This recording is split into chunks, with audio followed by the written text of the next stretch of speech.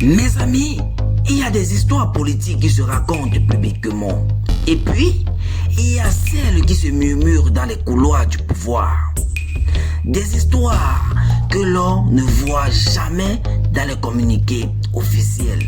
Des histoires qui ne figurent dans aucun organigramme de l'État, mais qui pourtant influencent profondément la vie d'un pays. Aujourd'hui, ce que vous allez découvrir risque de vous choquer. Car au Cameroun, un homme discret, presque invisible dans les institutions officielles, semble pourtant présent au cœur même du pouvoir. Son nom n'apparaît dans aucune délégation présidentielle officielle.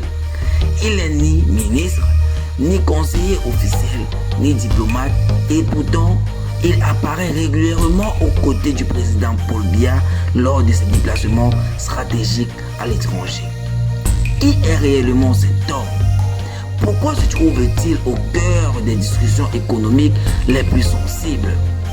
Et surtout, comment a-t-il pu bâtir une empire économique gigantesque dans l'ombre du pouvoir? Cet homme s'appelle Franck Ers. Et selon une enquête publiée par Jeune Afrique le 16 mars 2026, son influence dépasse largement ce que beaucoup imaginaient. Officiellement, Franck Ers n'occupe aucune fonction politique. Son nom n'apparaît dans aucune structure gouvernementale. Et pourtant, plusieurs témoins affirment l'avoir aperçu à proximité immédiate du chef de l'État lors de certains déplacements internationaux. Par exemple, en juillet 2025 à Paris, dans le prestigieux hôtel Four Seasons Georges V, un lieu réservé habituellement aux grandes rencontres diplomatiques et économiques. Selon plusieurs sources, Franck Ers se trouvait dans le sillage direct de la délégation présidentielle. Et il ne s'agissait pas d'une simple présence discrète. Des valises noires transportées dans ce contexte auraient même nécessité l'intervention du vice-amiral Joseph Fouda pour assurer leur sécurité. Un détail troublant, car ce type de déplacement, chaque présence est normalement soigneusement contrôlée. Mais ce n'est pas tout. En juillet 2023, Franck Ers aurait également été aperçu à Saint-Pétersbourg, au moment même où le président camerounais participait à des discussions avec le président russe Vladimir Poutine. Officiellement, ces rencontres portaient sur la coopération économique. Mais en marge de ces discussions, Franck Ers aurait participé à plusieurs échanges économiques stratégiques. Un rôle étonnant pour quelqu'un qui n'occupe aucune fonction officielle dans l'État. Pour comprendre l'influence de Franck Ers, il faut regarder du côté du palais présidentiel, plus précisément du côté de la première dame. Car Franck Ers n'est pas un inconnu dans l'entourage du pouvoir. Il est le fils de Chantal Biya, un détail qui change tout. Dans les cercles proches du palais de l'unité, une phrase revient souvent, une phrase qui résume son rôle. Cette phrase est « Il est les yeux et les oreilles de la première dame ». Franck Ers n'est cependant pas seulement un héritier.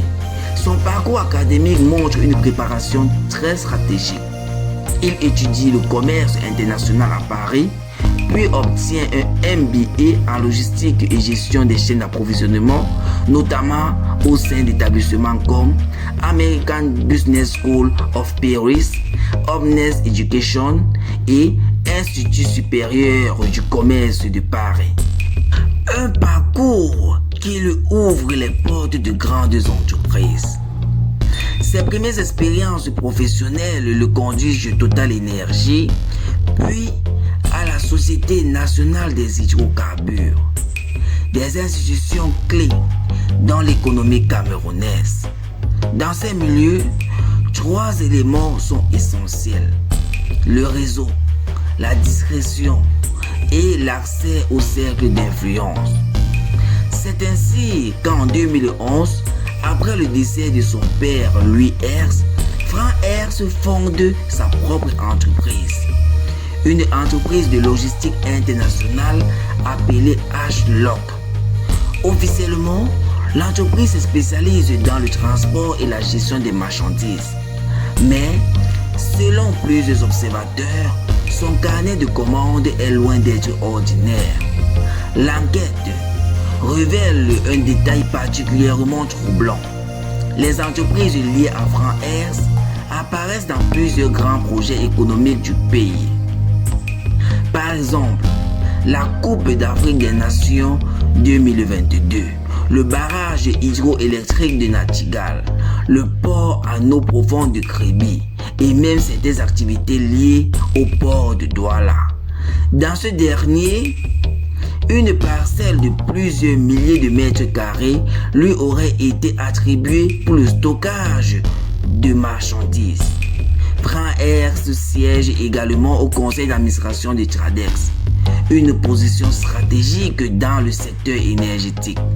Certains observateurs reconnaissent les compétences et les entreprises, mais d'autres soulignent une réalité plus délicate.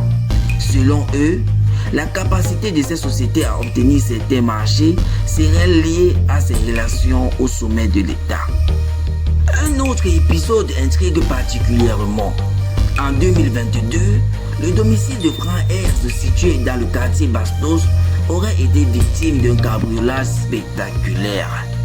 Selon plusieurs sources citées par Jeune Afrique, près de 8 milliards de francs CFA en espèces auraient été volés. Oui, 8 milliards de francs CFA. Une somme qui dépasse l'imagination et surtout une somme qui soulève une question évidente. Pourquoi une telle quantité d'argent liquide se trouvait-elle dans une résidence privée? Mais le plus surprenant n'est pas seulement la somme, c'est l'organisme chargé de l'enquête. L'affaire n'a jamais été confiée à la police ordinaire. Elle a été directement prise en charge par la direction de la sécurité présidentielle. Une décision qui montre clairement le statut particulier de Franck Herse. Aujourd'hui, le nom de Franck Herse revient de plus en plus souvent dans les discussions politiques au Cameroun. Pour certains, il représente une nouvelle génération d'entrepreneurs influents. Pour d'autres, il symbolise surtout la proximité entre le pouvoir politique et certains intérêts économiques. Finalement, une question demeure. Comment un homme sans fonction officielle peut-il se retrouver au cœur de projets économiques aussi stratégiques? Comment peut-il apparaître dans les coulisses des rencontres présidentielles? Et surtout, quel est réellement son rôle dans l'architecture du pouvoir au Cameroun? Une chose est certaine, l'histoire de Franck Herse montre que dans certains systèmes politiques, le véritable pouvoir ne se trouve pas toujours dans les institutions visibles, mais parfois dans l'ombre. Voilà l'histoire de Franck Herse, cet homme mystérieux, cet homme qui est toujours aux côtés du président, cet homme que quand on fouille dans les documents officiels de l'État, on retrouve ce nom sur le plan économique. Qui est réellement Franck Herse? Laissez-nous vos avis dans les commentaires. Sur ce, on se retrouve très bientôt, toujours sur Média Afro, pour une prochaine actualité toujours plus croustillante. Abonnez-vous, partagez la vidéo et laissez un maximum de likes. Merci.